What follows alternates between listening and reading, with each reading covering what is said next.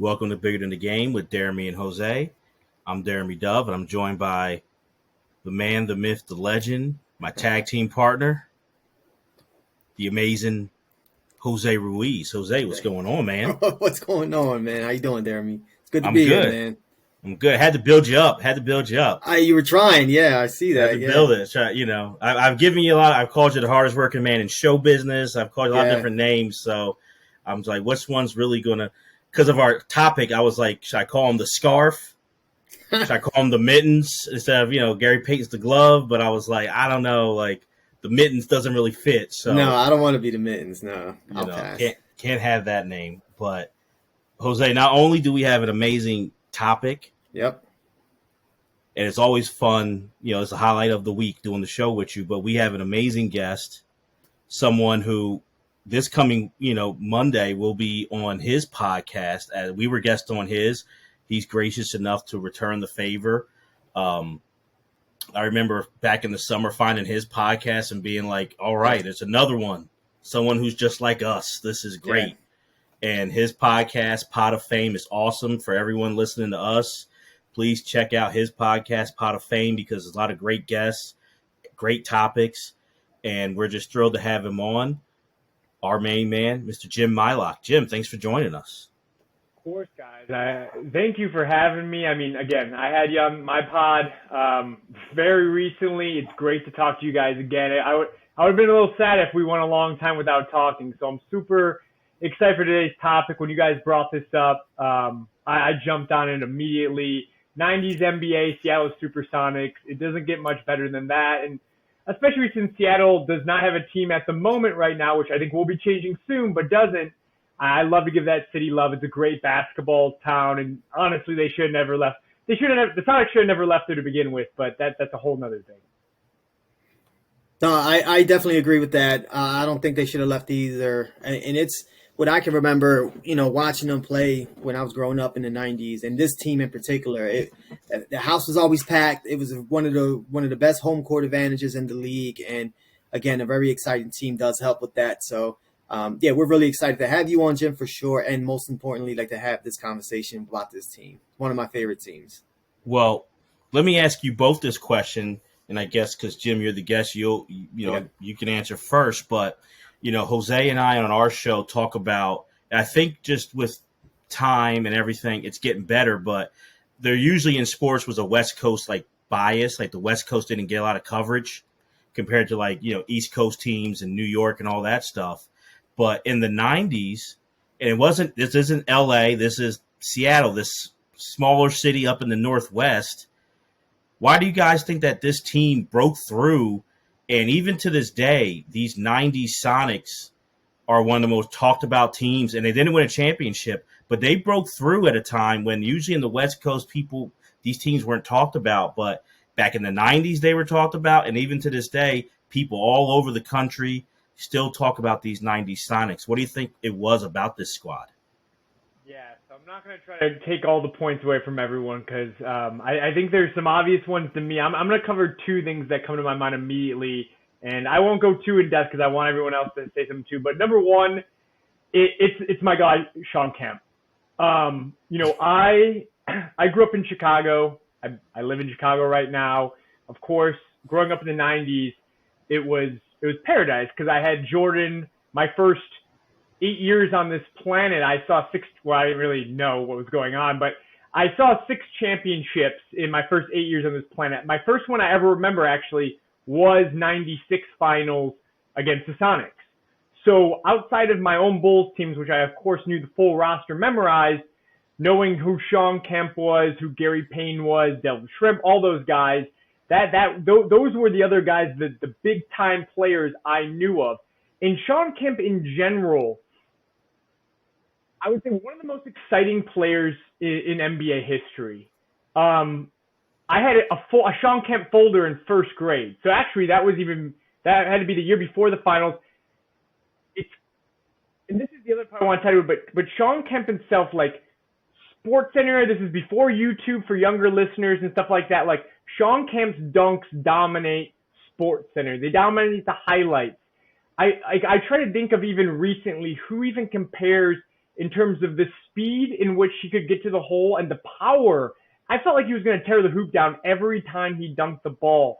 And the only two people that kind of come close, even in recent time, early Blake Griffin, who was super fun on those Clippers teams, and then honestly, LeBron James. And Sean Kemp was not as skilled as LeBron James. I'm never going to say that. But in terms of sheer power and size and ability to get to the hole, Sean Kemp was right up there.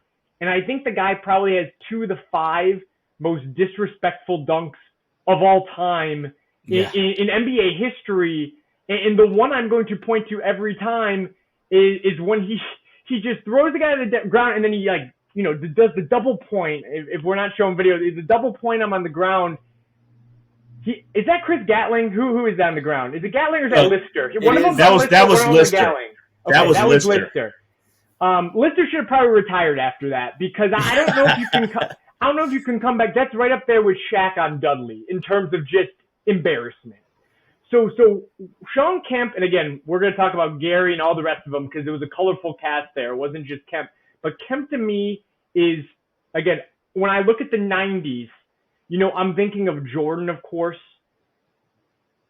Sean Kemp might be the second or third. He's not the second or third best player of the 90's, but he's the second or third player I'm thinking of. Wow. And again, he made 3 All-NBA second teams. He was a top 10 guy in the league for several years there. But when I'm thinking 90's basketball, I'm not thinking of Karl Malone. I might even think of him before Barkley. Like, I think of Sean Kemp. He, for me, was must-see TV, which put the Sonics on the map. And then this is this is not as important, but to me, as a kid, especially in the 90's, and even still today, because I see Sean Kemp jerseys around. When I see throwback jerseys, Kemp's up there. I was on a bachelor party. There's 12 guys. We had a day, the guy we went to, the Bachelor, he wears jerseys. We kind of make fun of him because he's 32 and he wears jerseys everywhere still. One day we're like, let's all wear jerseys. We had 10 guys in the Bachelor party. 4 of the 10 guys had Sean Kemp jerseys on. Like, the Sonics jersey to me, both early 90's as well as what it changed to in 96, to me, are some of the best jerseys we've ever had. I honestly like them both equally. The early ones, the bright green and yellow, they pop off the screen. And even in 96, when they went to that darker shade of green, it had the Space Needle. Love them both. I think they both aged very well. And I hope if those Sonics teams go back, I don't know if they'll revert back to those just because it kind of has the feel of the 90's. But I hope there's a lot of retro nights and bring those back because they're some of my favorite jerseys of all time. So I'll stop there. I don't want to get too carried away. There's several other points I want to make, but I might piggyback on one of you guys when you kind of take it away here. Okay. What about you, Jose? Good stuff, Jim. Yeah, great job, Jim. And that early Sonics jersey is one of my favorite jerseys. We did an episode, Jim, on like our favorite jerseys of all time, and check the archives. Check them, and that jersey was in that conversation for sure. Especially the white one. The white one is so nice and clean. But I know for me, and I agree there. I mean, and we always talk about it on this show, like that West Coast bias, because if you think about 90's basketball, obviously, and in this conversation, the Bulls are out of it, right? Like, it's not even fair to have the Bulls in this conversation. Right. They ruined the decade for everybody else, right? Right. Yeah. No one else could get in there. Right. So when you think about 90's basketball, who do you think about? You think about the Knicks.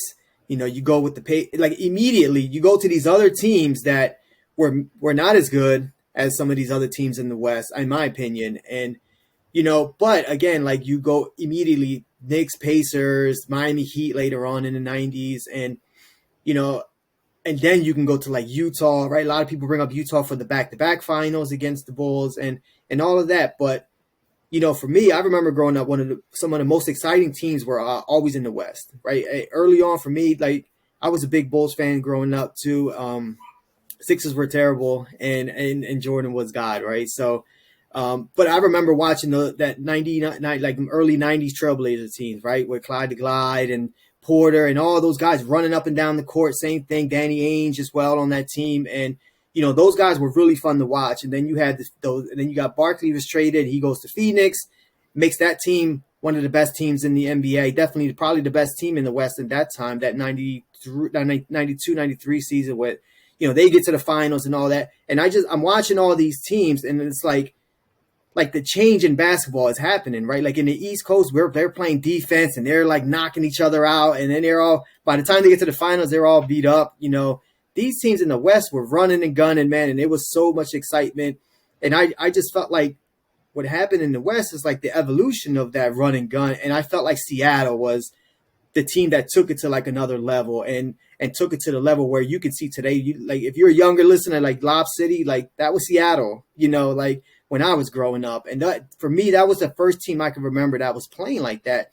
You talk about Kemp, obviously Kemp, Sean Kemp is a household name, I think still, because of all the highlights and things like that. But on the other side, for me, my guy was Gary Payton. I loved Gary Payton. I loved watching Gary Payton play. I wore number 20 when I played basketball. Like that was my guy. And I just felt like, from all the trash talking that he did, but he backed it up as well. And the style of play that he brought that like West Coast, like playground style of basketball. And he had the perfect guy to do it with in Sean Kemp, right? Throwing those alley-oops from everywhere.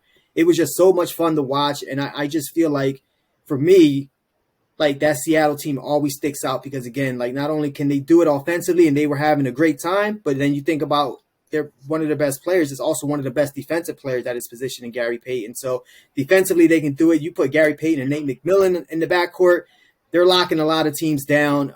So it was just that evolution of basketball and that high-flying, fun type of ball. It was definitely started in the West, but when it hit Seattle, it just went to another level. That's why, for me, that team is always going to be remembered. No, and I got to just piggyback because I do like what you said, Jim, on the fact that, yes, the 90s are defined by Jordan and the Bulls. But if I'm telling, aliens coming from outer space and they're looking at time and what did a 90s basketball player look like, what was the style, what was the athleticism, I'm going to go to Sean Kemp. Right. In everything, in the hairstyle, the fashion, the way he carried himself, 90s was really bringing that hip hop element into all of sports, and Sean Kemp was helping to do that. Like, I think that just really, that's a great point you made. That like Sean Kemp kind of really defines one of the main guys who defines 90s basketball. I got to point to a couple things because Jim, you said on Sports Center, and I think a big thing is that, and we've talked about it on past episodes with different guests, but that NBA on NBC deal and that NBA inside stuff Saturday at noon. And I felt like, my main man, Ahmad Rashad, always, in Willow Bay, and they were pointing to Sean Kemp and those dunks. And that's where you were seeing them, like the Gatling dunk and the Lister dunk. And it was like, I still feel like he gets disrespected, where I may say only Vince Carter rivals him as best in-game dunker. Like, it's a battle between those two. And to me, no one, not MJ, not Neek, no one else can get those guys for best in-game dunker. And go ahead, Jim. No. Keep going. I love where you're at here. I want to throw a question out here in a sec, though. But I got to say, something that's just fascinating to me, I feel like there's times where cities, places kind of have a hot streak and they hit it in everything. And if you look at Seattle, which really fascinates me, that early 90s to about mid to late 90s, you're looking at grunge music take off and become the biggest, genre. Nirvana's the biggest thing in the world. Pearl Jam's huge. Soundgarden. You're looking at Griffey, probably the most popular baseball player. The Mariners are coming up. You're looking at Microsoft and Gates and all that stuff. And then Starbucks, and then you have the Sonics as well. Seattle, and it's a city, but it's not like the biggest city, but it's something that like it had a run in the 90s where it was like, the Real World went there in 96, MTV. it just had a run. So I kind of feel like, man, that synergy of the city just kind of picked up everywhere.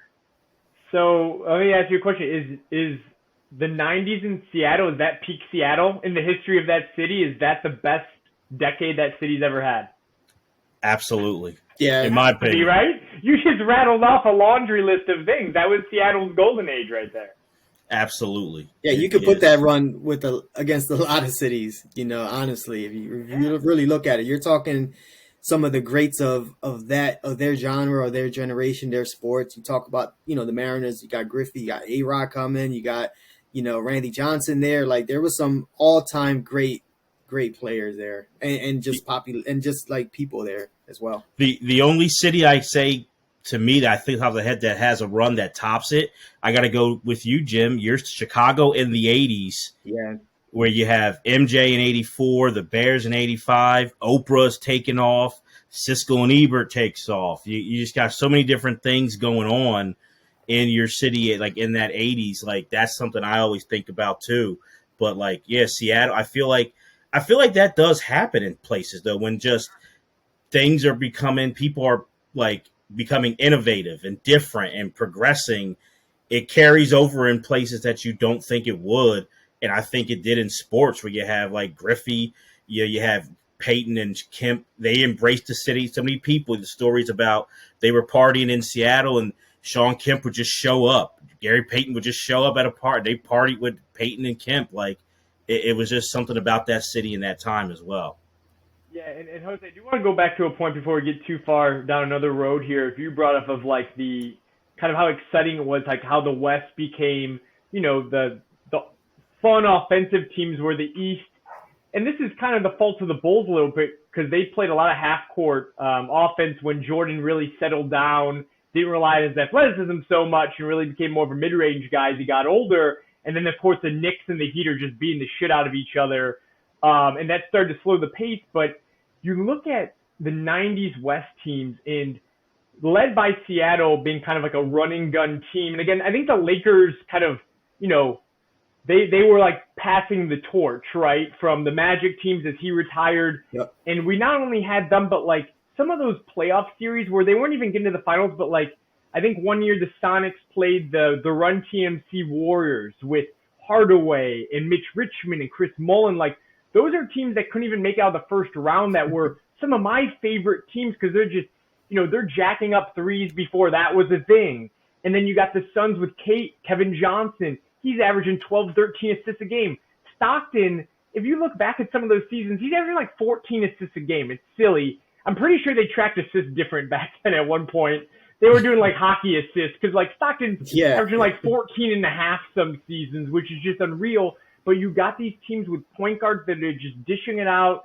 You got a power forward or two that are just, dunking 5-6 times a game.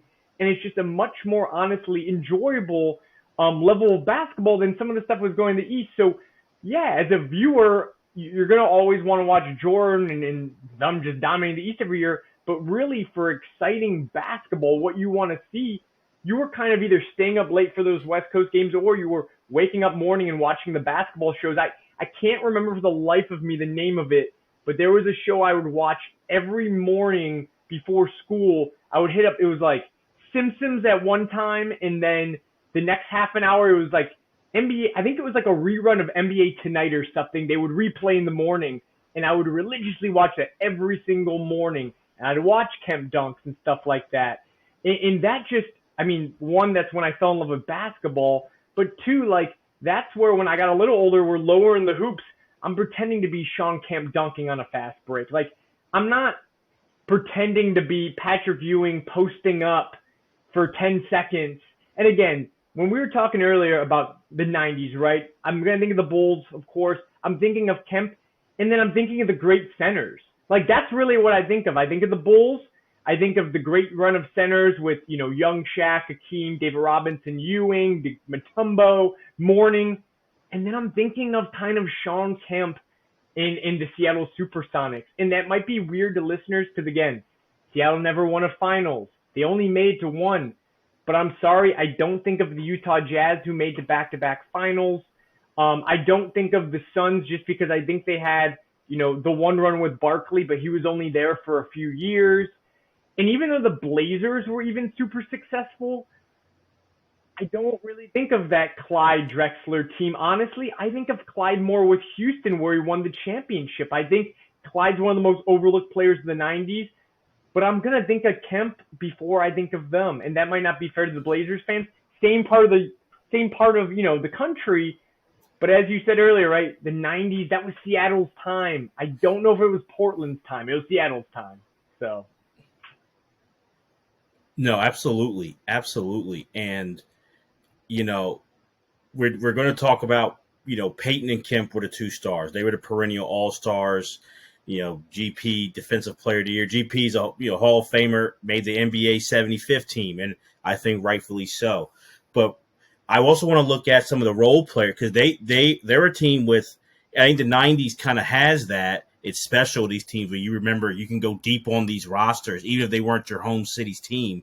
But the 90s Sonics for that run, because I think I look at it from 92 to 93, and I'm going to say 96 to 97 after that season Kemp leaves. That's like the peak Seattle Sonics run in the 90s.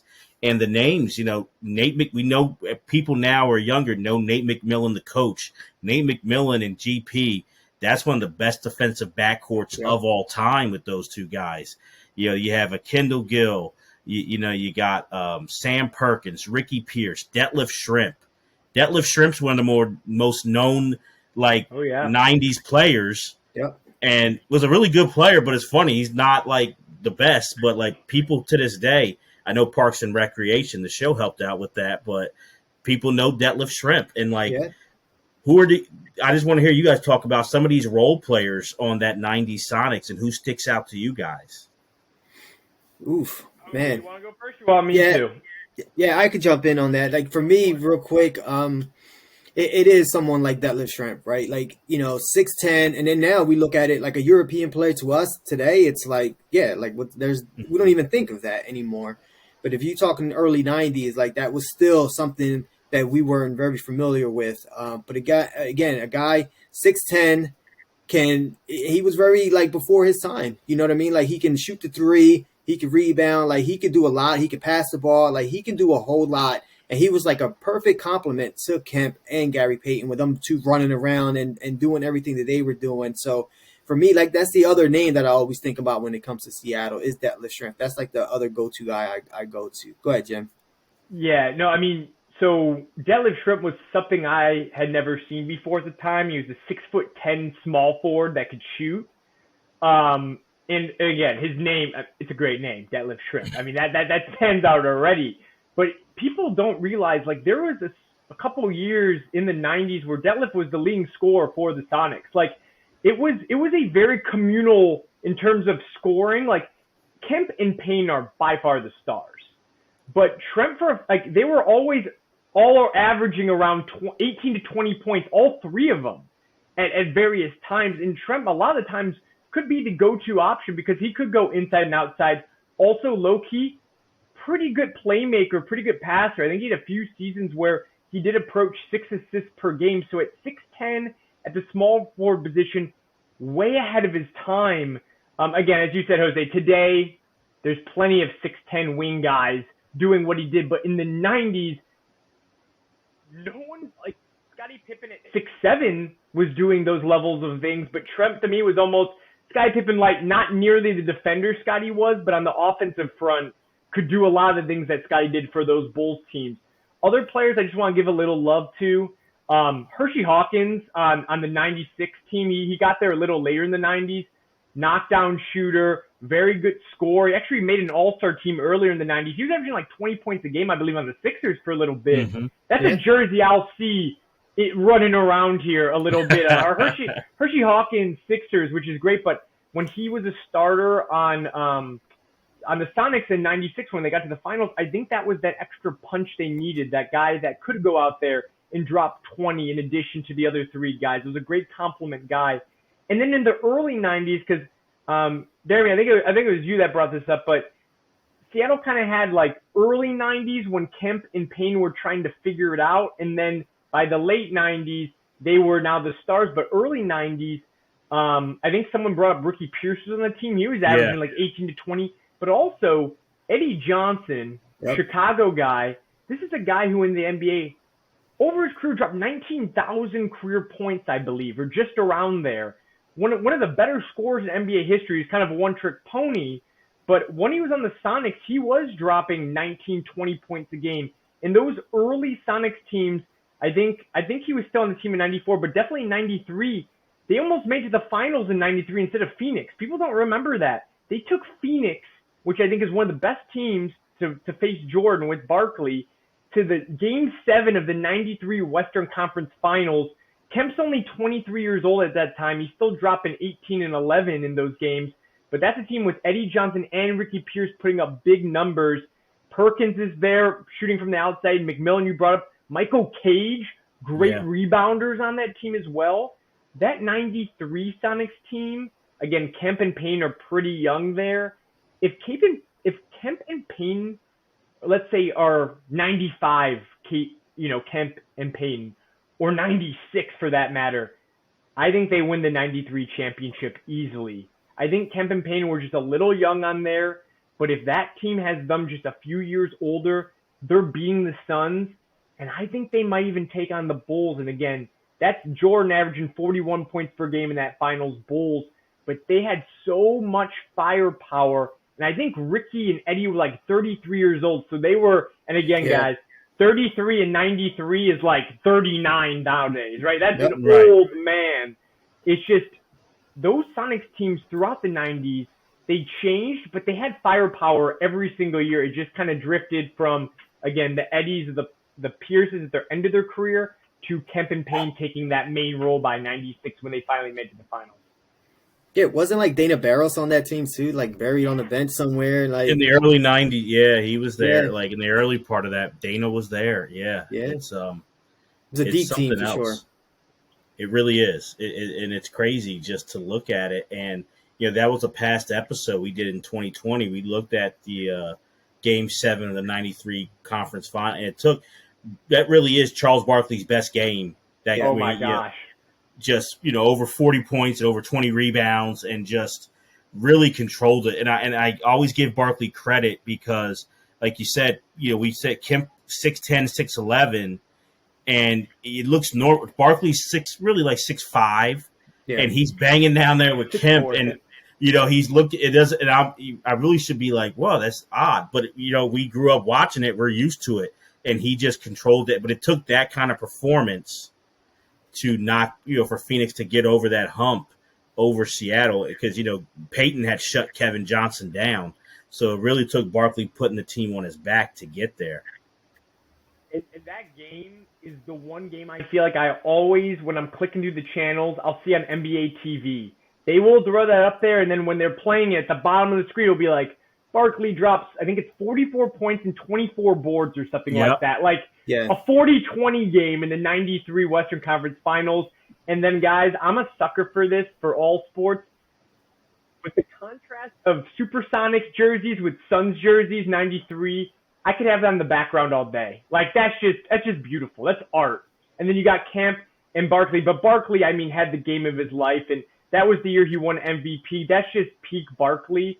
And again, without him putting together that all-time performance, Sonics are in that finals in 93. And maybe we talk about the Sonics even more than if they made the finals in 93 and 96. I don't know if that Sonics team beats the Bulls. That's a great discussion. I don't know what you guys think. Obviously, I'm too biased to answer that. But let me ask you that, actually. 93 Sonics, Barkley doesn't drop 44-24. They make it to the finals. Do you think they have a chance against the 93 Bulls? No. I'm just going to flat out. I don't. So I can't I love answer it. this question. I love it. I love it, Jose, because I'm with you. No way, no how. Yeah. Yeah, like they're a young team, Sonics, at that point. They're like Kemp and Payne are like Payne's like 22 at that point. Yeah, they are young, and again, like that Bulls team, like that's still like the Horace Grant like Bulls, they're the Michael Bulls, but obviously he's on that team still. I always, we talk about it a lot here, Jim, on the show. Like we talk about the two, like the three-peats, right? And which one for us, was not the better of the three people. Which Bulls team was the better of Bulls team? And we all, even though you had the all-time great Bulls team, in the second three-peat, like that 92, 96. yeah, not 96, no, yeah. That 92, what was it, 92, 93? Or no, or the 91, 92. 91, 92 Bulls team. We talk about like as the best one out of all of them, like defensively they were dominant, like, and obviously you got a younger Jordan, but you could do so much more with a Horace Grant, and Pippen still obviously doing Pippen stuff. But yeah, it would have been that Phoenix Bulls finals was fun to watch as well. Like we had some great moments in there, but No, to see that Seattle team would have been just a good battle between a great defensive team in the Bulls, and then a great offensive team in Seattle, like with the ability to hit you with so many weapons. It would have been fun to watch either way. No, you nailed it, Jose. Not much more is. It's a great question, Jim. I love those. Yeah. We love it, but I think in '93 that Seattle team does not stand a chance, and it's honestly a great segue for my next topic with you guys is that 93-94 Sonics. Oof. So that's the first year Jordan's gone. The King is retired, right? So now everyone's like, hey, it's wide open. And the Sonics start off 26-3. They're 35-10 at the All-Star break. George Karl's coaching the West. Kemp and Peyton are All-Stars. They wind up having the best record in the league, 63-19. Hey, this is Seattle's time, right? Everything. They're the 1 seed. They're playing, that crappy the Nuggets. Dan Issel and Robert Pack and Mutombo and come on now, all those guys. This is easy. It's best of 5, and we know what happened the year before. Phoenix almost lost to the Lakers in the best of 5, but still, Seattle, nothing's going to happen to them. It's all good. They win the first 2 games at home. It's over, it's all right? great. It's all great. Get the brooms ready. Yeah. Then they start choking in game 3 a little bit. Uh-oh. Game 4 goes down. Uh-oh. Then now, hey, it's game 5. Best of 5 back in Seattle. And we all know that classic shot of Mutombo after the overtime Denver wins. What do you guys think happened to that 93-94 Sonics team? Go ahead, Jim.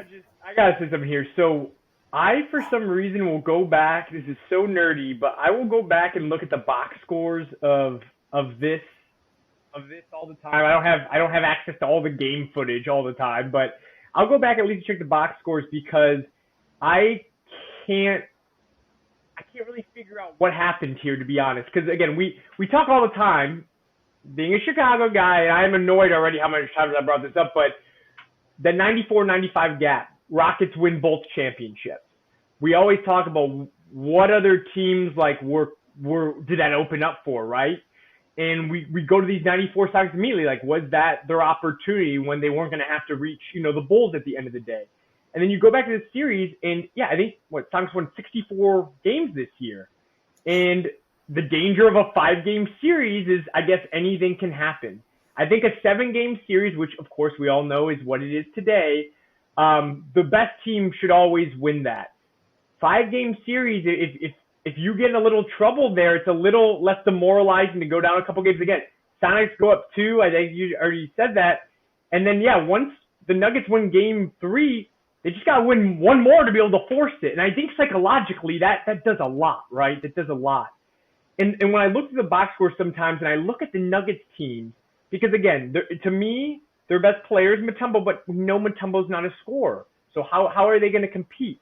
And you look through the roster, and it just doesn't really make sense. Like Reggie Williams is like one of their top guys scoring. Like Reggie Williams is fine, but like that can't be you can't be Kemp and Payne, and then the other big 2 is Reggie Williams and Dikembe Mutombo, and lose that. It just doesn't make sense.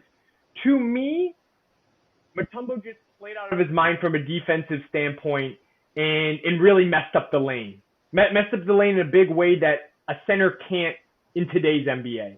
Like, in today's NBA, Rudy Gobert comes off the floor in the playoffs, which we're not going to go there, but he's the defensive player of the year, and in the playoffs, he can be a liability. 94, you're still going to the paint a lot, and a center can really impact the flow of your offense and what you end up doing. And Mutombo, to me, even though I think he's only scoring, probably 11, 12 points a game in that series. That's not him to score.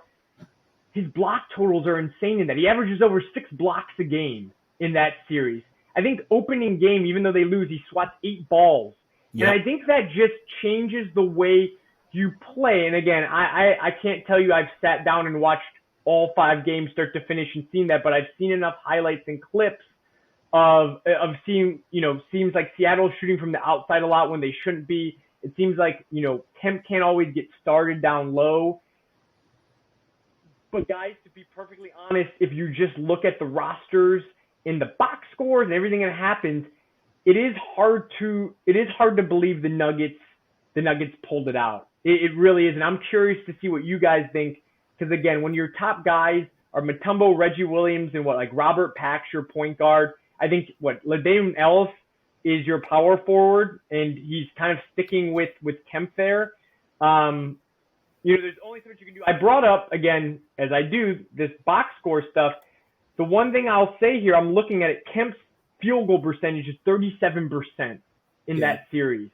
So when your power forward shooting 37%, the Mutombo is probably messing with him a little bit down low. Kemp's shooting outside a little bit more. I think that kind of makes a lot of sense. But if you guys have seen more of these games than I have, please let me know if I'm incorrect in terms of maybe what was happening with Kemp here.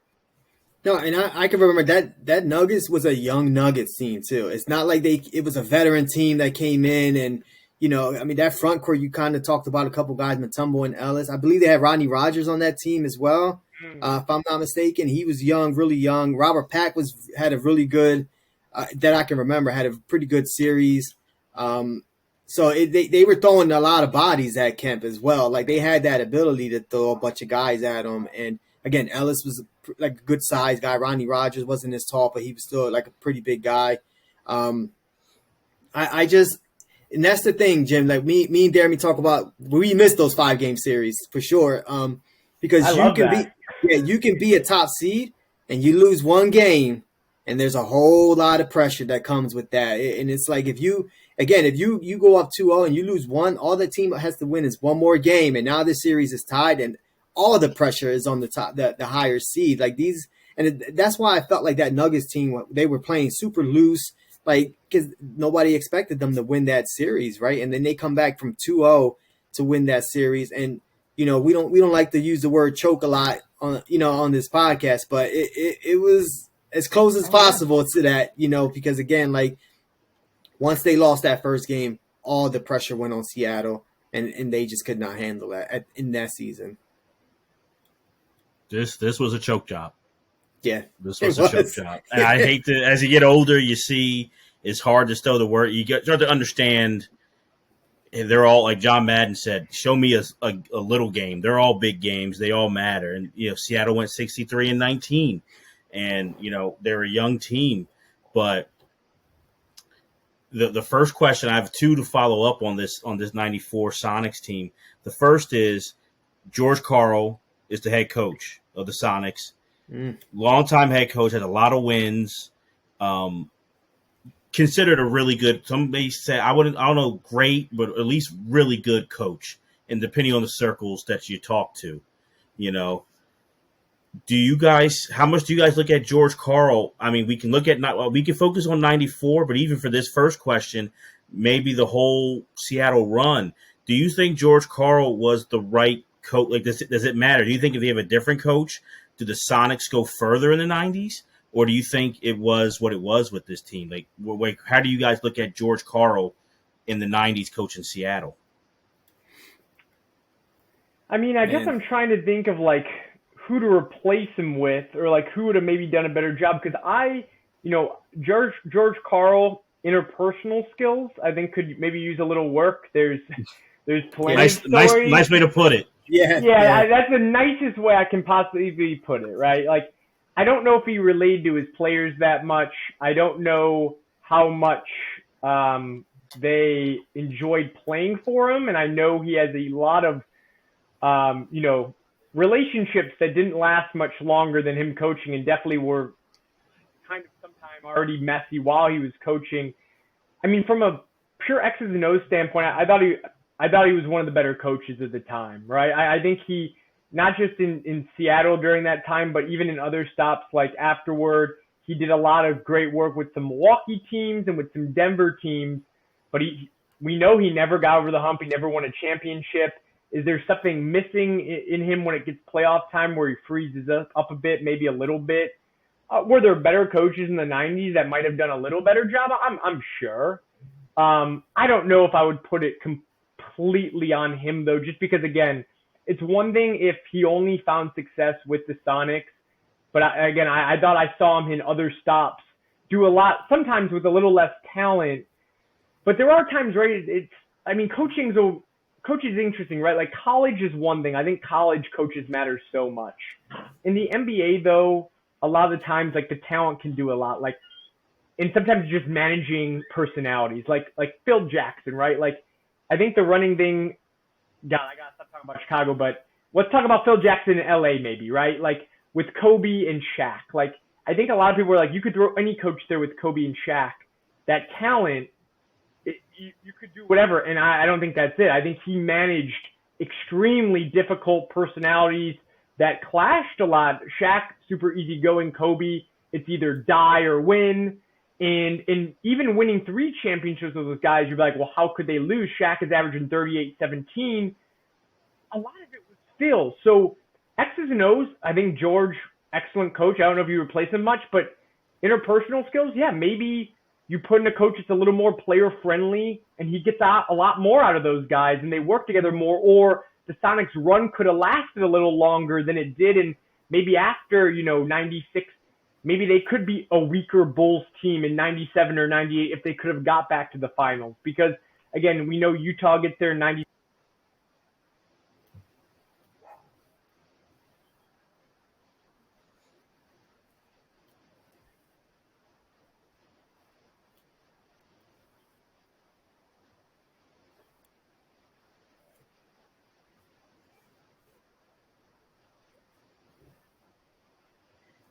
Yeah, I can't put it all on him, right? I'm not going to do that. I'm going to put a nice chunk though on George Karl, because again, we've already talked about the talent that was on that team, right? Like all those, not only obviously Peyton and Kemp, right? Like, but all those other role players who were really good still, Schrampf and Johnson and Ricky Pierce, like all these guys were still pretty good. Perkins was still he was a good shooter at the time, so. And you talked about Milwaukee, like even in Milwaukee, like they weren't as good as that Seattle team, but that they should have beat the Sixers in 01, and that they were a better team than the Sixers. They had more talent than the Sixers. Sixers just had Allen Iverson and a better coach in Larry Brown, but that Milwaukee team, I thought they were going to beat the Sixers that year. I'll be very honest. And in Denver, you got Melo, they had some players there too. And I don't know. I just think I can't remember the big game that George Karl's team won. You know what I mean? And I always go back to that. It's to me, when you have that talent level, especially we'll keep it in Seattle, that they had a lot of talent, man. And I get they were young. I totally get that. But for you to not get that team at least to another finals, you can't lose this first round series to the Nuggets if you're George Karl and the Sonics, right? Like you just can't lose that. You can't lose that series, and they did, and they lost, and they were up 2-0, and that's where even if they were going back and forth, they split the first 2 games, and I can maybe try to understand it. You can't lose that series if you're George Karl, man, and I'll just go back to that. Like I think. Again, obviously a better coach is going to make any team better, right? But did we lose Jim? Yeah, we might have lost him. Yeah, I mean, I was going to say, I think a better coach makes any team better, obviously. But I think he definitely held Seattle back a little bit, and I know we lost Jim there, and he's back. All right, cool. You're back, Jim. We got you. Sorry about that. No, that's cool, but. So let me throw out just real quick follow up though. I'll throw out a couple coaches of the era, and do you think it matters? So I'll throw out. We mentioned Portland. If Rick Adelman is coaching Seattle, is a different story. And you could say it could be better or worse, whichever one. But if Rick Adelman's coaching this Peyton Kemp Sonics, is it different? That's good. I mean, I love me some Rick Adelman. And I mean, I'm trying to think that Kings team that should have made the finals, I think, that year. Did that have more talent than the Sonics team? Because he made that. I mean, he went 7 games with one of the better teams that we've seen recently. And I'm trying to think talent-wise, like, Weber and Kemp, they kind of like are similar guys, but they didn't have a Gary Payton. Detlef Schrempf and Sjakovic, like, I feel like he got more out of a team maybe with a little less talent. So what could he have done with the Sonics? I think if you swap him, I think the Sonics are better off, and that's just me. Maybe loving Rick Adelman, but I've always thought he's a Hall of Fame coach. I would put him there. I would say better coach, better situation for Seattle. Yeah, I agree. I think the Kings do beat the Lakers that series if the officiating in Game 6 was a tad bit non-biased, let's just say. On the up and up. On the up and up. Yeah, I think, and again, to take that, I mean, and you see what those Lakers teams were doing in those playoff runs with everyone every other year. That's an all-time great team. To take that team to 7 games, it says something. And I agree with you, Jim. I think that Sonics team is a little better than that Sacramento team. That Sacramento team was also deep. Yeah, Hedo in the bench and all that, but that Sonics team was much better. I think they do. I think they get over the hump with Rick Adelman. That's a good one, though. It's a good name. Let me throw out another one. Just one more for you guys. He was coaching it. Don Nelson. No, that's an easy one for me. Okay. That's not that hard. I don't have to think about that one. Okay. I love Don Nelson, just not. No, I don't think so. Okay. Yeah, I put George Karl, Don Nelson the same like tier. If we were to tier these coaches, same, okay. Very similar. So, I look at the West, and it was funny when you hear those players now talk about it. It's interesting. Seattle couldn't beat Phoenix. Phoenix couldn't beat Houston. Houston couldn't beat Seattle. They were all bad matchup problems for each other. So part of me believes that if Seattle in 94 wins Game 5, they're at least getting to the finals after that. Because Houston just did not match up well with them. And Houston winds up taking out Phoenix in the next round in 94. So the first part of this question is, if Seattle's in the finals against that Knicks team in 94, do you think Seattle gets that championship, or do you think they lose in the finals to the Knicks? So I can go first real quick.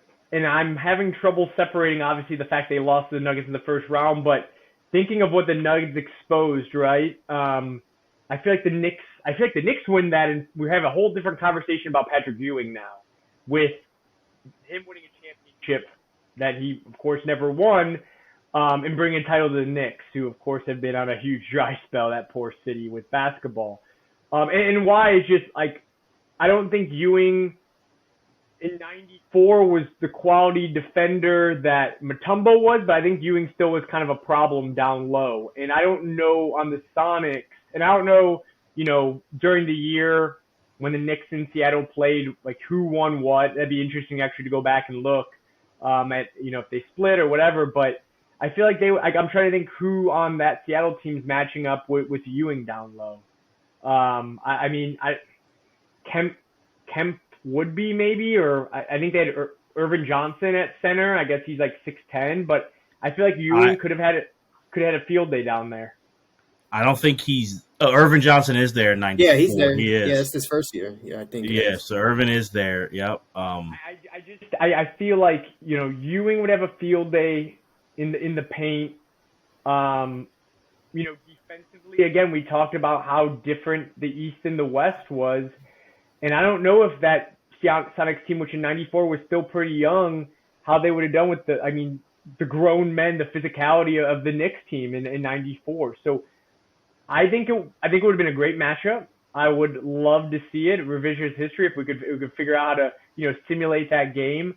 But I think the Knicks win, and honestly, I think they probably win in 6, maybe even 5. I really think the Knicks would kind of take them. I'd have to look at the matchup specifically, and again, would love to see how they actually matched up that year. But I think the Knicks beat them in 94. Yeah, that'll be an interesting series for sure. Because again, like And that was a great point, Jim. Just like you mentioned, what the Nuggets did, the Knicks would have the ability also to throw a lot of bodies at Kemp, right? Oakley, you're talking about now, like they had a lot of size, right? I think Charles Smith was on that. Yeah, Mason Yeah. on that team. Mason was there Mason. too. Anthony Mason would have broke Kemp's nose in the first game. And Yeah, they had a lot of that's some bodies. Yeah, they had a lot of physical guys that could have helped out with Kemp for sure. And I don't know if they were as athletic. They definitely weren't. But again, I think they would have probably roughed Seattle up a little bit. And and you got Starks gonna. I mean, even though I'm trying to think on the flip side, like what was Seattle do defensively against the Knicks, and Peyton was shut Starks down. Like, but the problem is with Ewing. Like, I don't think Perkins and Irvin Johnson were going to do too much with Ewing. But it would have been. I think the Knicks win also. And it would have been cool to see because I love watching like the different styles like that when teams go up, in any sport, right? We watch it in football all the time, like just with great offensive teams play against really great defensive teams, and that Knicks team was great defensively. It's just those contrasted styles is always fun to watch. They talk about it in boxing very often. Like it's always interesting to see that. That would have been a great finals. I'll be honest to watch. But I think the Knicks take that one, Darren. Okay. Now the follow up. So let's say all right, we can say the final. We don't know, but they at least make it to the finals or they win it. Right? They shock the world. They beat the Knicks. All that good stuff. We know in Seattle, right, with the baseball team the next year, the '95 Mariners get to the LCS, that great 5-game series against the Yankees. Everyone still remembers it. Griffey sliding home. Saves baseball in Seattle. Now, in '94, they lose in the first round. That's their last game in this arena. They wind up having to play somewhere else the next year, and they do renovations to this arena. They don't really get that new arena. And I know they go back to they actually make it in '96 against, Jim's Bulls, and they lose in 6 games. But just throwing it out there, what do you guys think if they make it to the finals or win the title in '94? Is basketball still in Seattle right now? I mean, that's an excellent question. I'm racking my head right now to think about like a franchise that moved cities. Like, when was their last championship before they moved? Right? Like, because Seattle, when they leave, 2004, 2003. When was that? I feel a little bit later. When was it? Wait, Durant was on the team one year. Right. So right. 2007. So I mean, if they went in '94 and they didn't leave until like 2007, 2008, I mean, that's a good chunk of time between it. I don't know. Like, I think a 10-year gap. I think that's enough where it wouldn't have changed it. I don't see it changing. I mean, the thing is, it's not like Seattle was this. It wasn't like they were the Clippers for like where they just were the joke of the league. Like, Seattle had fans and they had history. They won the finals. They had an NBA Finals championship in '79 with Dennis Johnson, and they made the finals in '96, as we've said, and they were the third most winningest team in the '90s. And they had Kevin Durant, who they just drafted. I mean, and they had some good teams too, with like Ray Allen in the early 2000s that were making some noise. So they were always in and out of the playoffs. I don't think it makes a difference. If you said they won the championship in like 2004 or something, sure. I don't think you can move a team that had just come off a championship, but '94 to 2008, that was enough time where I don't think it would have made a difference. And maybe I'm pessimistic, but I can't see that making a difference, to be honest. The team was always good. That wasn't really it. So, yeah, maybe if they win the 2 titles in '93, '94, and then '96 again, maybe. I don't know, but yeah, that's a great point because that was a good stretch there that they could have figured some stuff out. I think this was inevitable. I think it's sadly to say, like I just think that move was going to happen, and then look what happens, right? You talk about they draft Durant, then you get Westbrook, Harden, like then you get this amazing team. And if that team would have stayed, like if Seattle was there, like maybe that could have been a lot different, and that could have helped the city out for sure. But yeah, I think by that point, by 2000 whatever 7 it was or whatever, like they were it was over. It was over in Seattle. All I say is I wonder they lose. The team is popular, but they get embarrassed in that first round, and then they do a patch job. They renovate the building. People have said, including Lenny Wilkins, that all it was just putting the Band-Aid on it. I mean, George Karl said that final year they're the best team in the league in the regular season, at least, and there was at least 10 games where the roof is leaking. So you're an NBA franchise. You have the roof leaking. You're an NBA franchise, and this isn't back in like the '60s. This is in the '90s for all people listening. So I just wonder if you get a finals appearance, or let's forget finals appearance. You get a championship. You had that parade. The city was already buzzing, buzzes even more. I wonder, do they foot the bill and say we're getting a brand new state of the art arena? Because like in Seattle, they keep them in. The baseball team stays in at the 95, and they get Safeco Field eventually, that brand new arena. Mm-hmm. They never got that for the basketball team, and that's the only thing. All you guys made like great points, but it's for me more of that arena. If you get a championship run, that's even more money into the city because you have the second round, conference finals, get all that buzz, get the parade. Do they say let's just foot the bill and go all in instead of doing a patch job on the old arena? Let's just get a new stadium, which is really. And it's sad. That's what happens all the time with these franchises moving. We all know Al Davis and those battles, and so it's like that's maybe what makes me think if they win a championship in '94, and I say '94 because they could have won it if they beat the Bulls in '96. I would apply it there, but I don't think they were beating the Bulls in '96. I think '94 was the best chance. Well, wait, let's stay there for a second.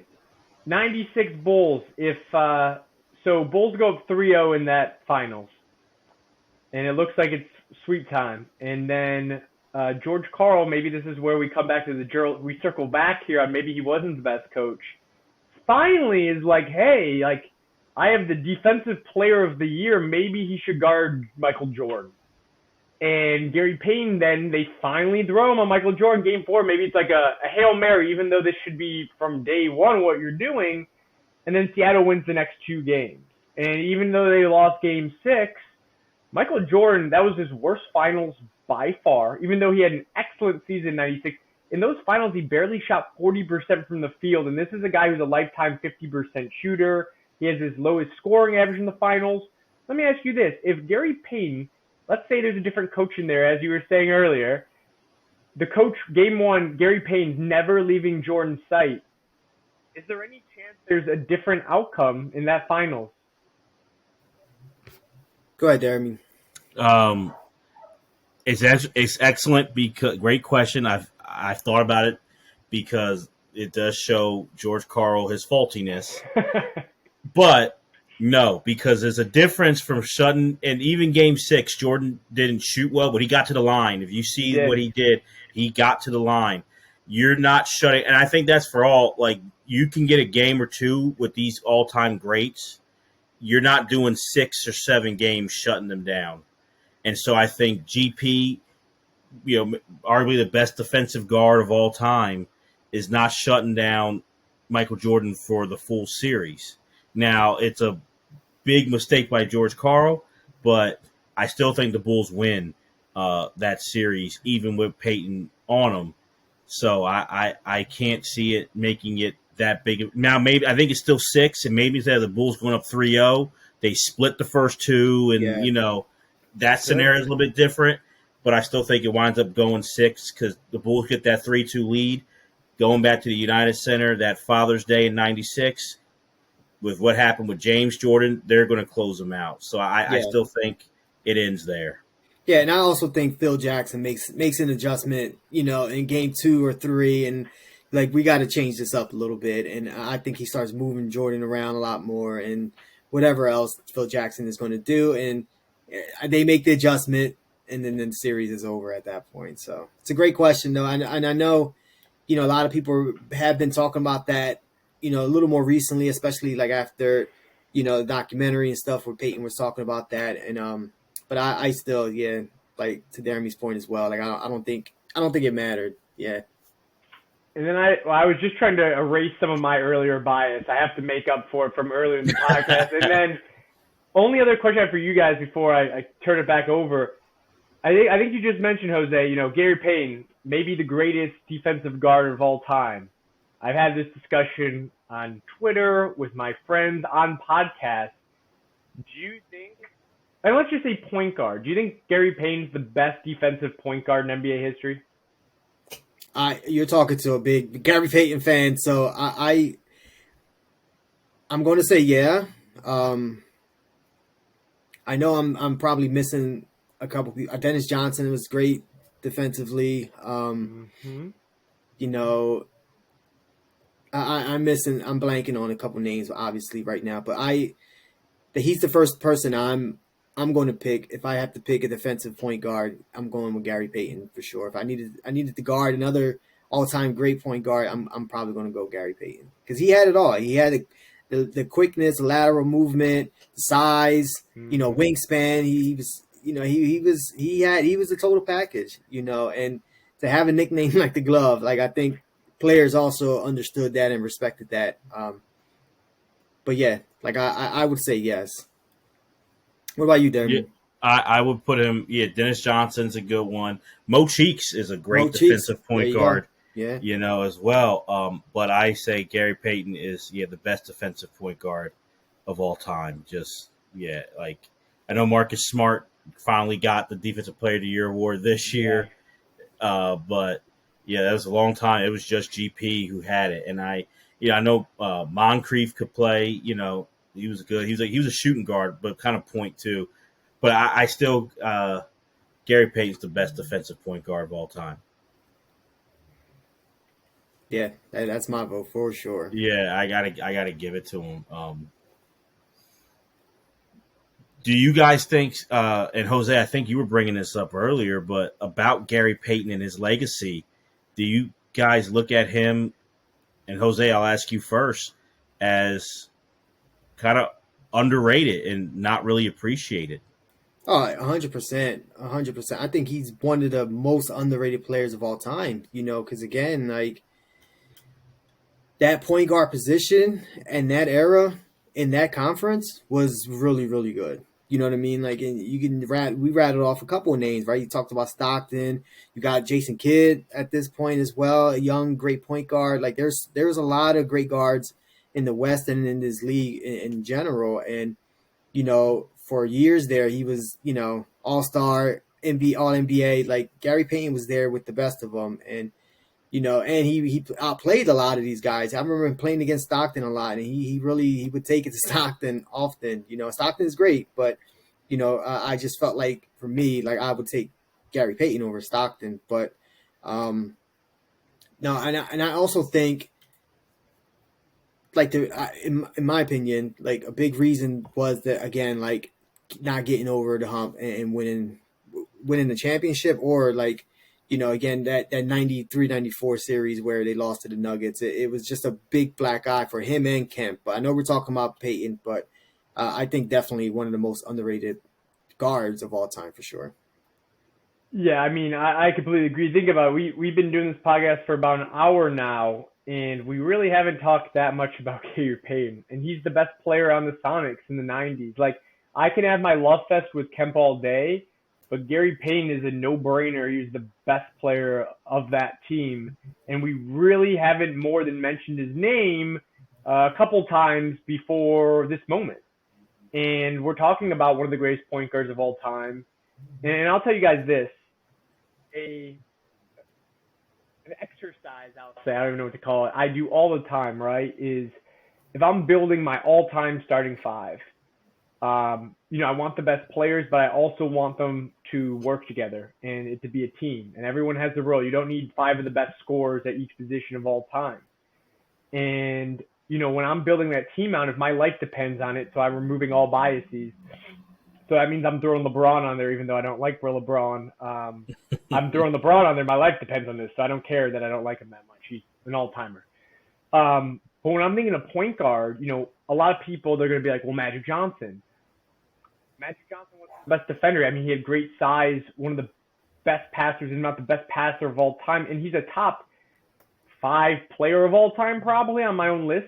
But if I'm building a team to save my life, I don't want him at point guard because I think he'd be a little of a defensive liability.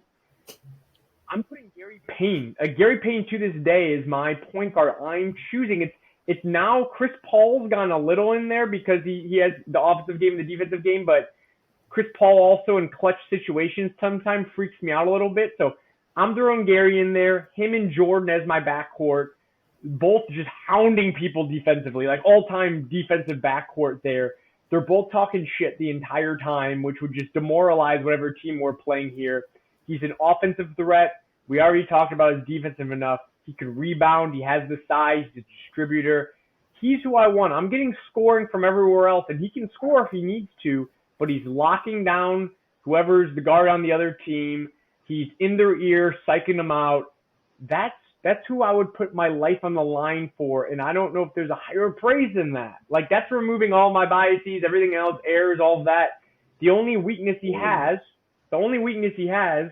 because of the time he played, he's not the best outside shooter. I think if he comes up in today's game, he develops a 3 and probably like a 36, 37% guy. I think his career is 30%, which in the 90s was pretty normal. Nowadays, of course, he would look like, Rajon Rondo out there not being able to shoot. So Gary Payne, extremely underrated. You got to bring him up all the time. I'm glad he at least got the 75th anniversary team. That at least, if that surprised anyone, that's a serious problem, and I hope it did. I mean, he was a no-brainer when I was making the list before they, released it. If he wasn't on it, that would have been an absolute crime. Man, that's interesting. Interesting. I love where you went with it, Jim. That's why you're on that sports historian level with us. I love that. I love people going outside the box with it. Life on the line.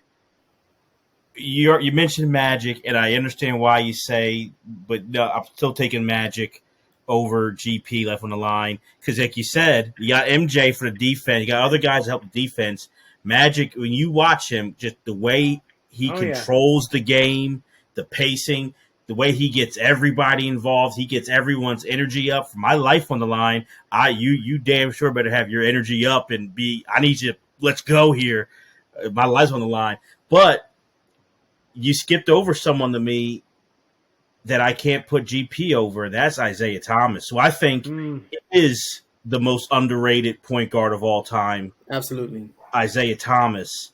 And that leadership, that floor, just being a floor general, just his toughness, his intensity, his ability to I agree, because of the time for Isaiah, the outside shooting, but just that guy we don't give him enough praise for those titles that he won, being the best player at 6'1" in that era. Now, we look at MJ winning at 6'6", but we skip over the fact that Isaiah was 6'1". So GP is a high one. I like it, but those are my two guys, life on the line, I got to put. I just had to answer that one because that was a great question, but I was like, oh, man, I gotta answer. And if you need a bucket – go for it. Jose. I was just going to say, if you need a bucket, out of Magic, Peyton, and Thomas, I'm probably going to give the ball to Isaiah Thomas if I need a bucket, right? You know what I mean? If for a game, I'm going to take the guy with 5 titles, right?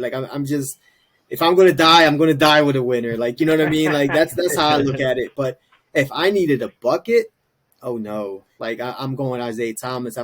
If I had to defend, if it was 2 seconds left and I had to defend someone, I'm going to throw in GP in there for sure. But yeah, Isaiah Thomas is another great one. Go ahead, Jim. Yeah, and for the record, just so everyone doesn't think I'm insane, if I'm making my all-time player rankings, trust me, Magic Johnson is way ahead of Gary Payton, as is Isaiah Thomas. I just want to make that clear for all the listeners. And Isaiah is criminally underrated. That's a Chicago guy. Went to my alma mater, IU, so I have a lot of connections to Isaiah. Another guy, as a Bulls fan, not a fan of, but as a basketball player, one of the all-time greats, bucket getter, and we're talking about life on the line stuff, that guy's leaving everything on the court. He's going to die on the court to win. He had the same intensity, that an MJ had, a Larry Bird had, a Magic Johnson had. Those guys from the 80s, I felt like every time they were out there, they were going to die or win. Like that's all that mattered. And again, I don't want to, players today care a ton about winning as well, but it felt a little more life and death with some of those guys. And that's the guys you kind of want to ride the battle with. And yeah, if your life's on the line, I would have no problem with Isaiah there. I personally would be a little afraid, if the team where I could die if I lose to, if they have a tall point guard, I'd be a little concerned with Isaiah on the defensive front. And yes, Jordan could help out, but what if they have a great backcourt? What if it's Splash Brothers and I got to guard both of them? Now I need Payton there. So I'm sticking with my life or death guy, Payton, but totally, I'm not going to argue with you guys about Magic Johnson, Isaiah Thomas. Like, the best guys of all time. So there's no wrong answers. No wrong answers. There's no wrong answer. Yeah, there's no wrong answer. But I guess the thing is, right, Payton, at least I'm thinking about him. And that's, I'm thinking about him in the lines of the Magics and the Isaiahs. He's behind them, but even being a part of the conversation should show how great he was. Absolutely. Yeah, definitely. Yeah, and again, we can talk about defensively what he was doing. And yeah, at the time, he wasn't like the greatest shooter of all time, right? And if he would play today, I think he would make that adjustment, right? But again, we talked about Magic and, like the floor general and all that. You get a ball to Gary Payton on a fast break, like that's a beautiful thing to watch. You know what I'm saying? Because he's going to find a guy that's open, and it's going to be most likely a bucket. So again, defensively he was an all-time great, but on the floor running that fast break, he was one of the best as well with that. So that's my take on GP. So at least for me, I'll say my final question for the both of you.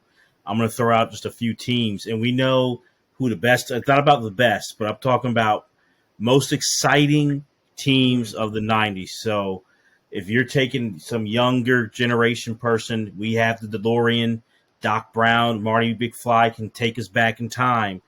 And we got one team that we can watch for a game or a little stretch, our little NBA league pass in the 90s.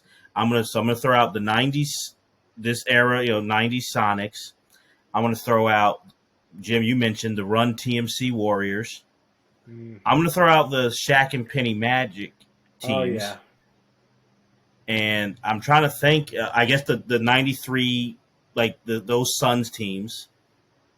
And if I'm going to throw out those four. If there's another option that you guys want to throw out, go ahead. But tell me who you guys have. You can rank them or whatever.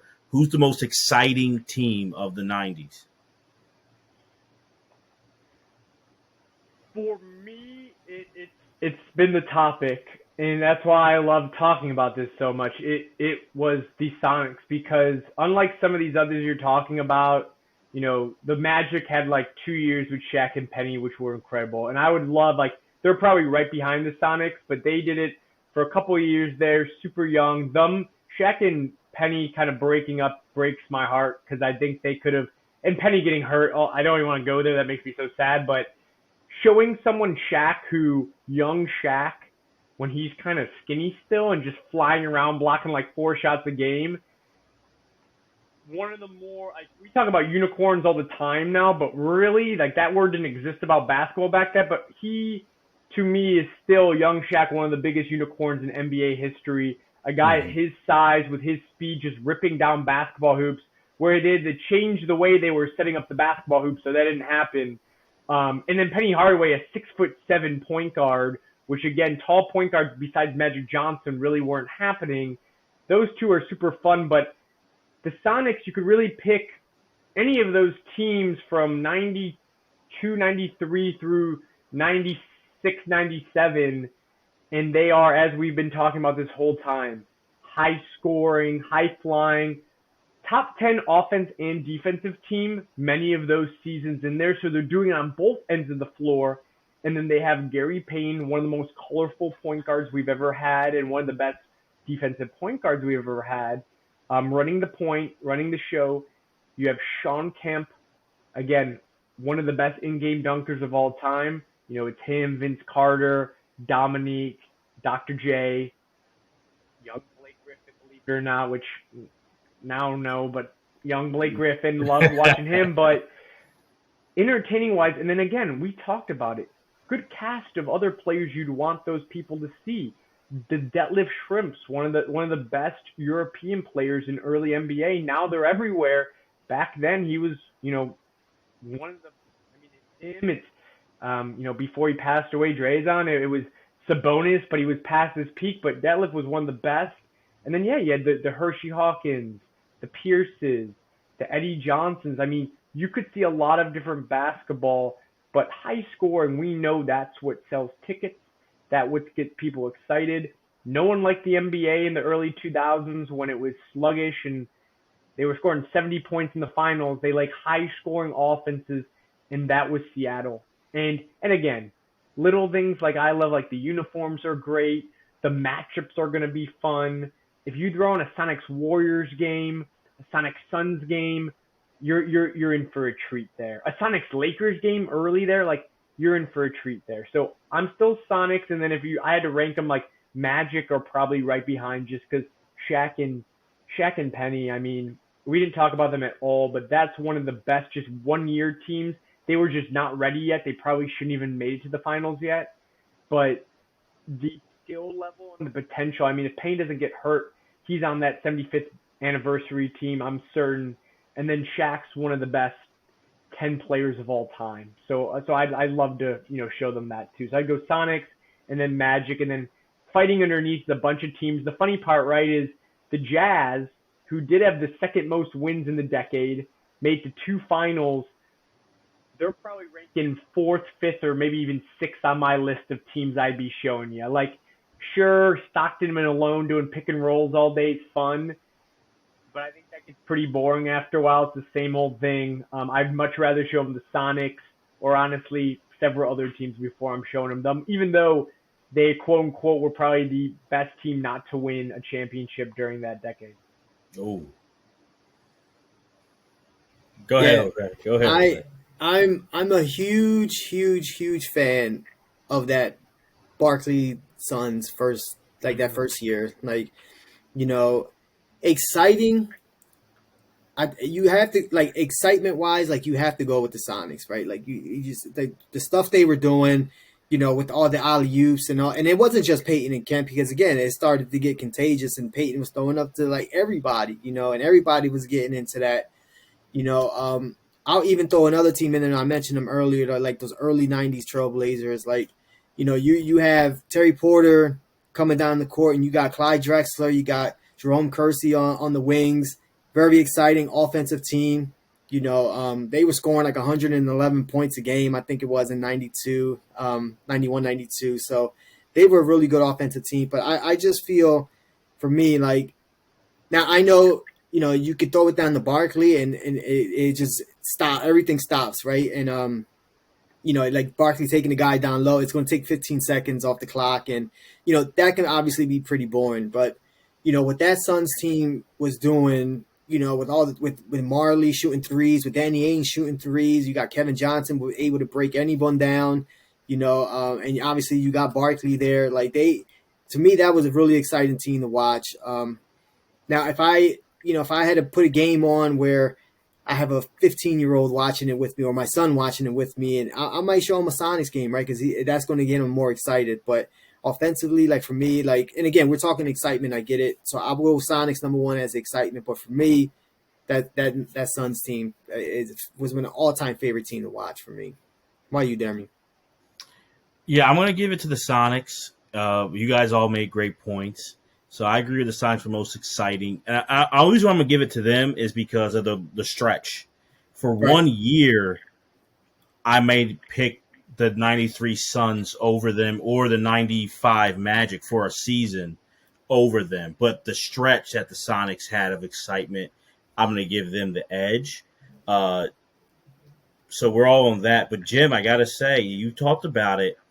I'm going to make some points. I think I said on the show before, so, Jose, if I'm wrong, correct me. But I'm going to say this. I think the Jazz are one of the more overrated teams in the 90s. I'll say that.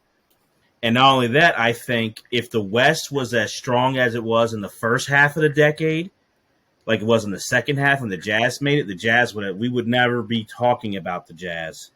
I think that's where the Jazz kind of benefited. The West got watered down. We had the expansion with the Raptors and Grizzlies. If you look at the West strength, the teams we're naming, it's really like that first half of the decade. Right. The second half, the Spurs aren't there yet. Duncan comes in '97. Shaq and Kobe developed later on for the 2000s. The Rockets are old. Barkley's banged up. So I think that's where the Jazz were able to go. And I think I'll be honest. Any of those other '90s teams, your '98 Bulls, how banged up the Last Dance, we all watched it. They were limping in there. That Game 6, the fact that Pippen with a bad back, Rodman's hungover, any of these other teams in that Game 6 knock out the Bulls. They win that game, win Game 7. That's how just boring and can't get it done those '90s Jazz teams were. So you struck a nerve, Jim. So here's the thing. I completely agree with you, but I can't.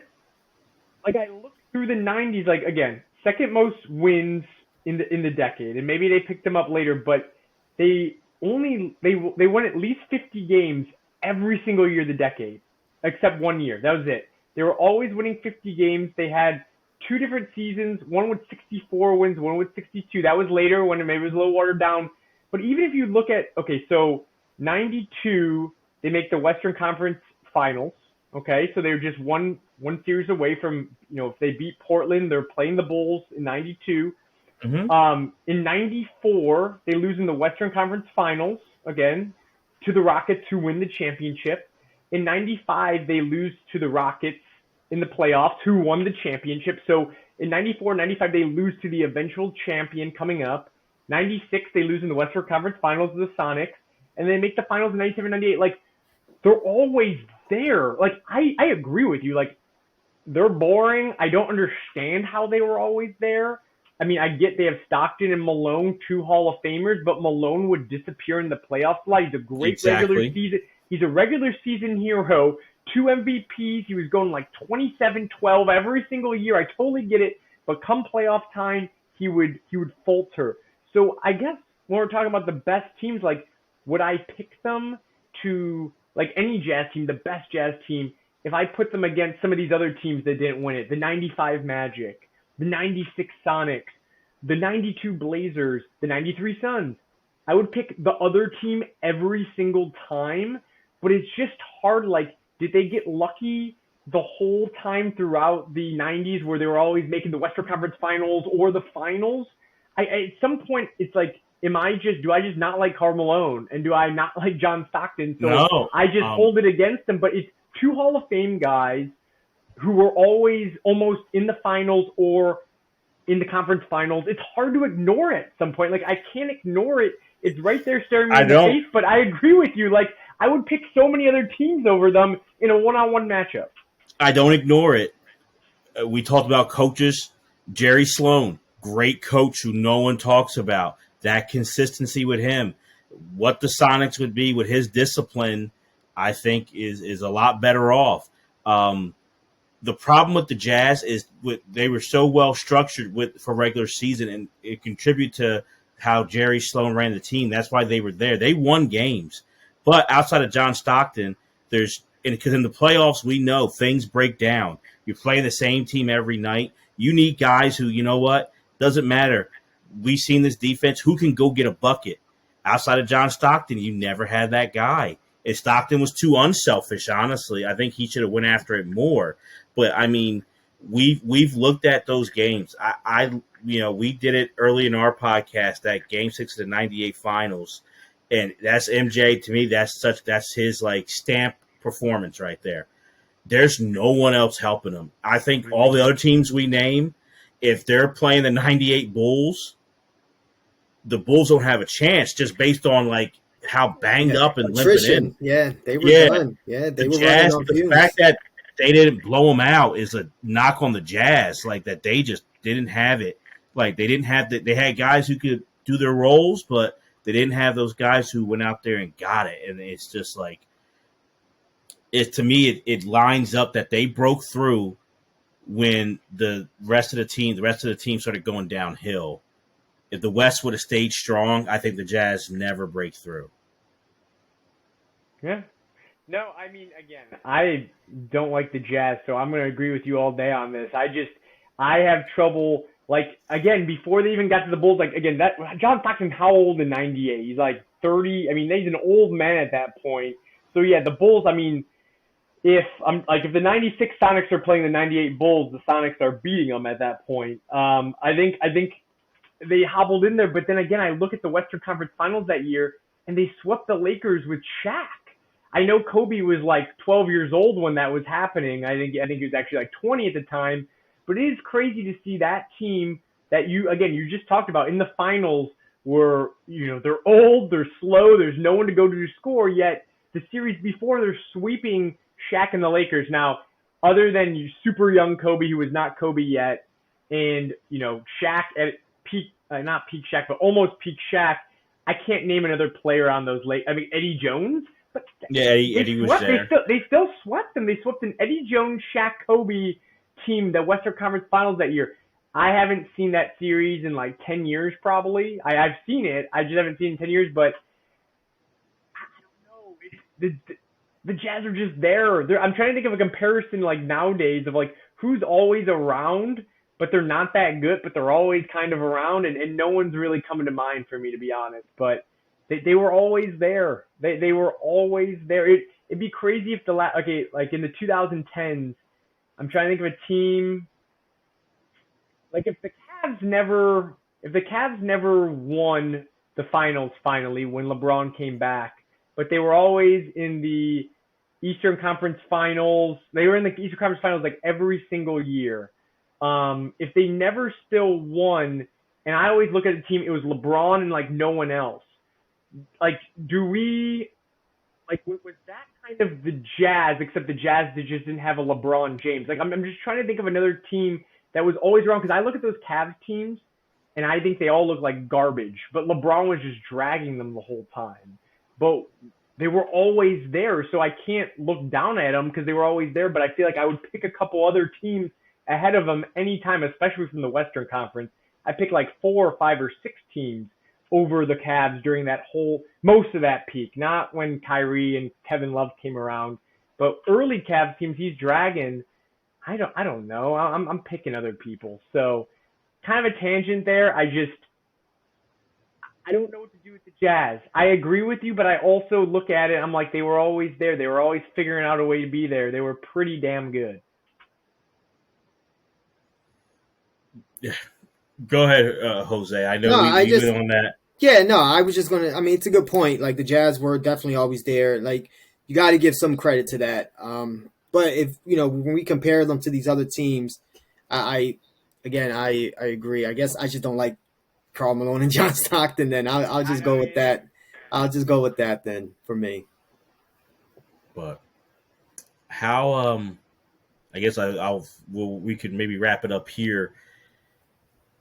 Do you think this team is remembered the correct way? Should they be remembered differently? And that could be positive or negative. Should they be talked about more in a positive light or in a negative light? I can see both ways.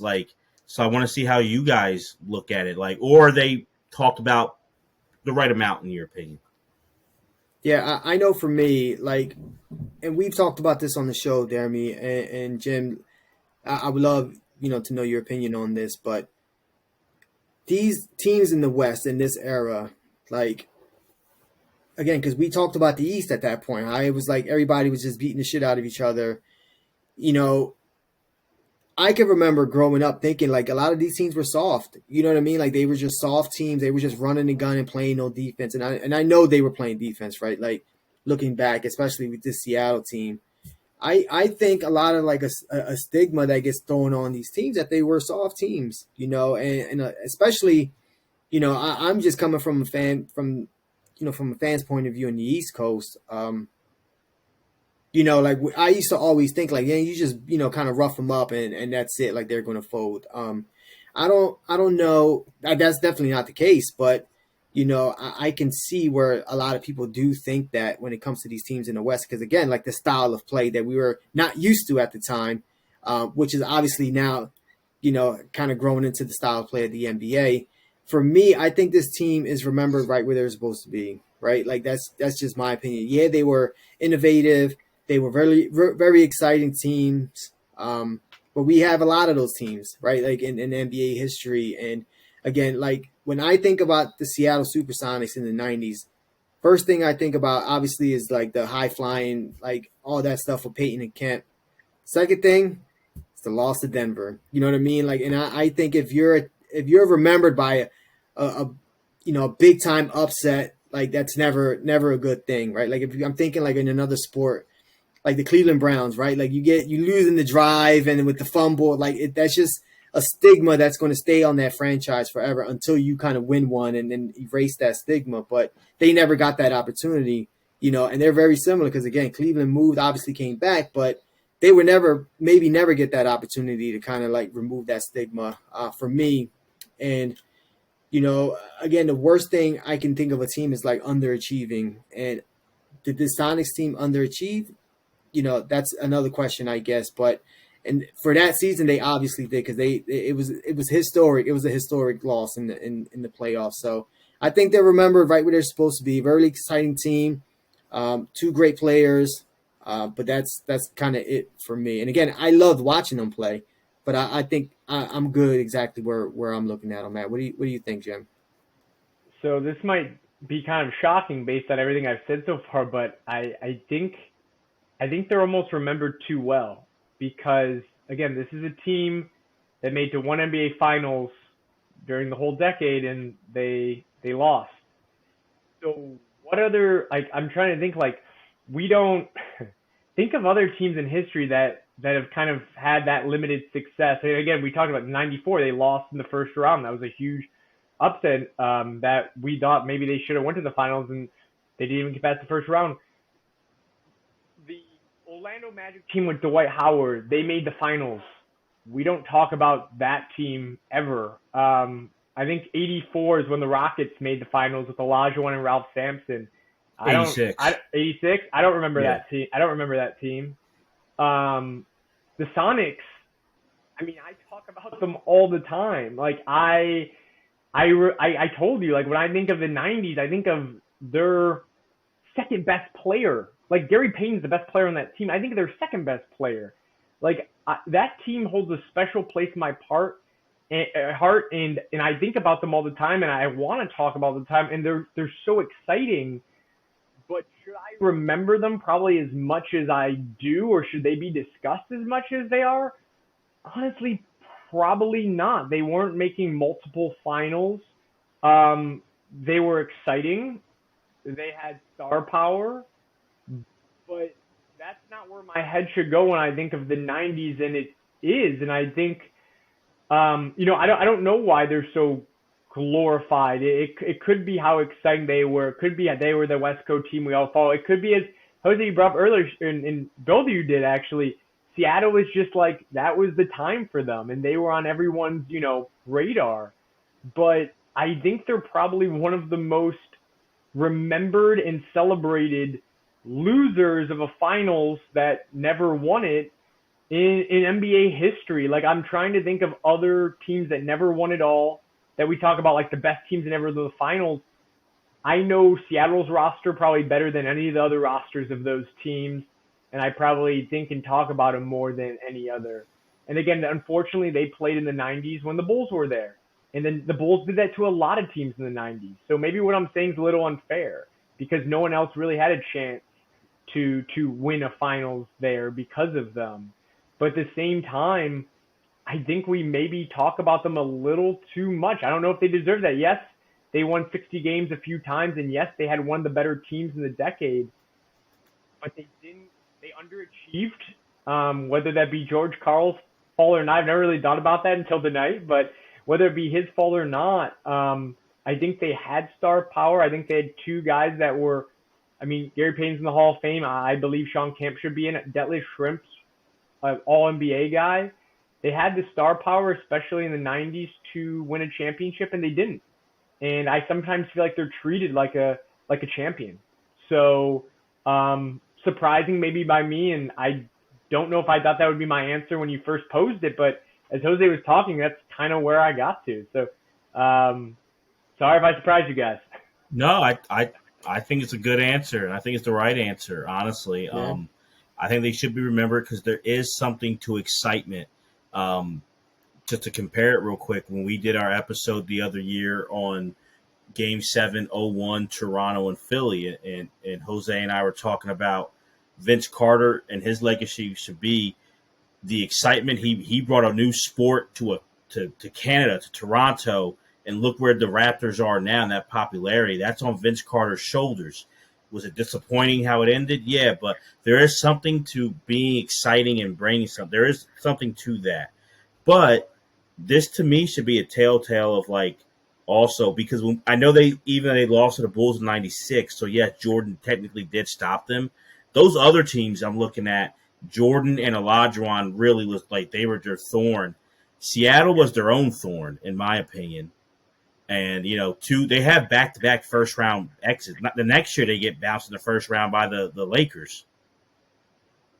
So I mean, it's just like I think you see what happened with this team.